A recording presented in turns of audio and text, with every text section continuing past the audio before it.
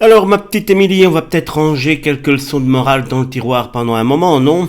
La journaliste de France Télévisions a donc été placée en garde à vue mi-juin pour usage de produits stupéfiants. Et oui, on parle de cocaïne. Toute la presse en parle, alors pourquoi ne pas en parler ici? À sa sortie, elle a reçu une convocation afin qu'un délégué du procureur lui notifie une ordonnance pénale. Petite précision importante, à l'heure actuelle, aucun jugement définitif n'a encore été prononcé.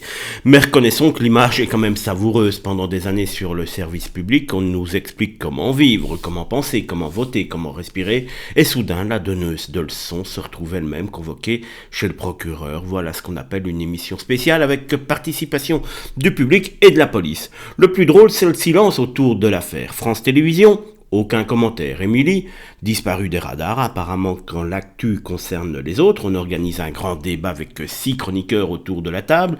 Quand elle concerne une collègue, subitement, il n'y a plus de réseau.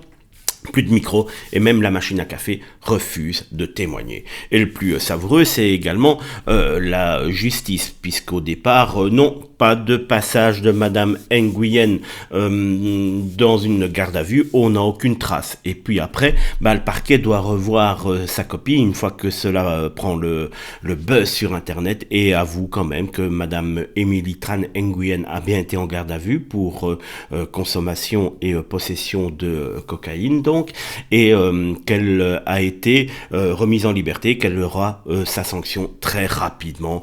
Imbroglio total, personne ne sait vraiment ce qu'il faut dire. Et oui, on ne touche pas le service public, on ne touche pas quand c'est à gauche, on ne dit rien, on ne fait rien.